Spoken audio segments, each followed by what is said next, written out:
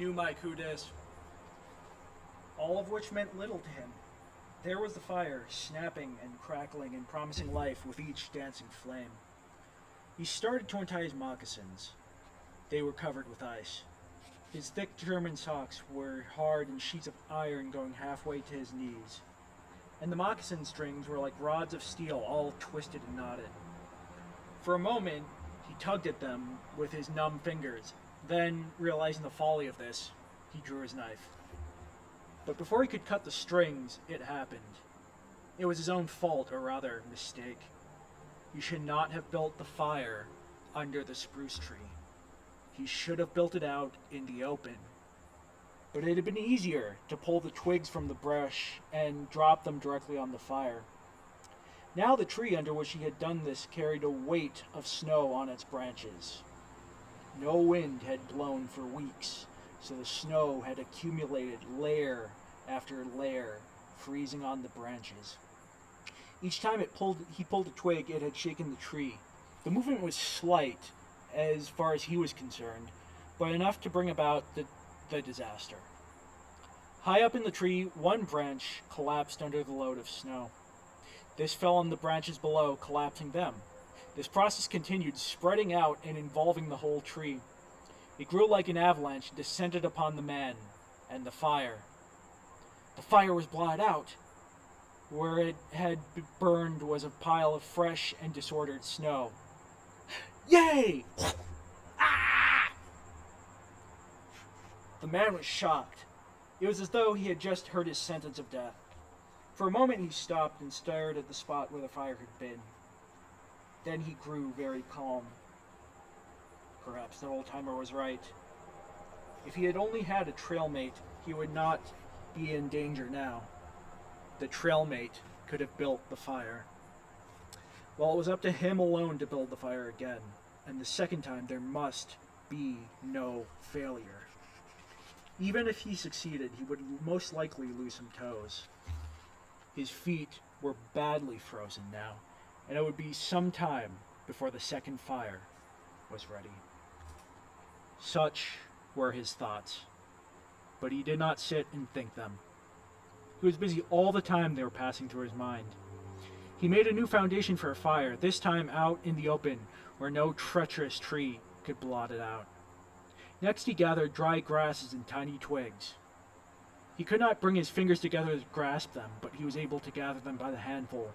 In this way, however, he got many rotten twigs and bits of green moss that were undesirable, but it was the best he could do.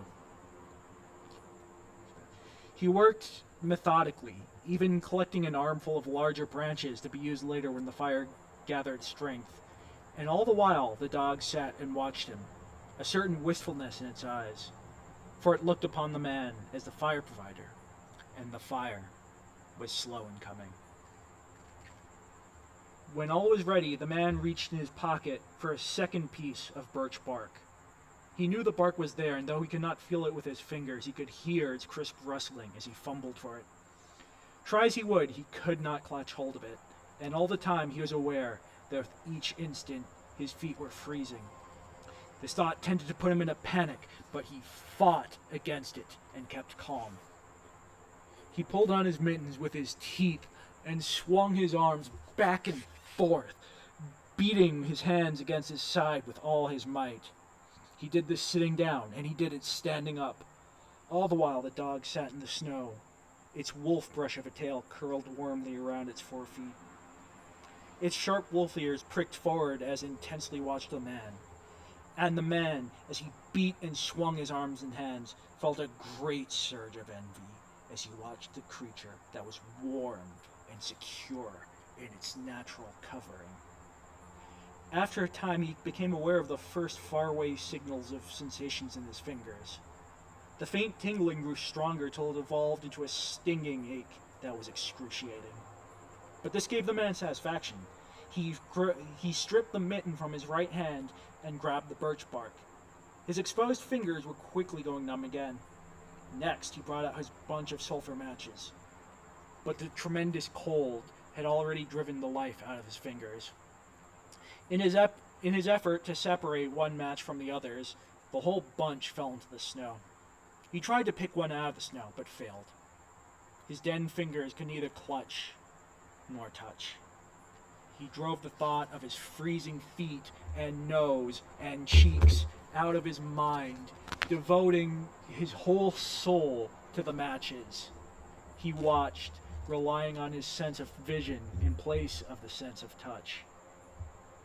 When he saw his fingers on each side of the bunch, he closed them. That is, he willed them to close, but the fingers did not obey. He pulled the mitten on the right hand and beat it fiercely against his knee. Then, with both mittened hands, he scooped the bunch of matches, along with much snow, into his lap. Yet he was no better off. After some manipulation, he managed to get the bunch between the heels of his mittened hands. Clutching them this way, he lifted them to his mouth. The ice crackled and snapped when, with a violent effort, he opened his mouth. He drew his lower jaw in, curled his upper lip out of the way, and scraped the bunch with his upper teeth to separate a match. He succeeded in getting one, which he dropped on his lap. He was no better off. He could not pick it up. Then he devised a way. He picked it up in its teeth and scratched it on his leg. He scratched it 20 times before he succeeded in lighting it. As it flamed, he held it to the birch bark with his teeth. But the smoke from his flames went up his nostrils and into his lungs, causing him to cough. The match fell into the snow and went out. The old-timer had been right, he thought, in that moment of controlled despair. After 50 below, a man should travel with a partner. He beat his hands, but failed in exciting any sensation. Suddenly, he bared both hands, removing his mittens with his teeth. He caught the whole bunch between the heels of his hands. His arm muscles were not frozen, so he was able to press his hands tightly against the matches. When he scratched the bunch along his leg, it flared into a flame, 70 sulfur matches at once. There was no wind to blow them out. He moved his head to one side to escape the suffocating fumes and held the blazing bunch to the birch bark. As he held it, he became aware of sensation in his hand. His flesh was burning. He could smell it. Deep down below the surface, he could feel it.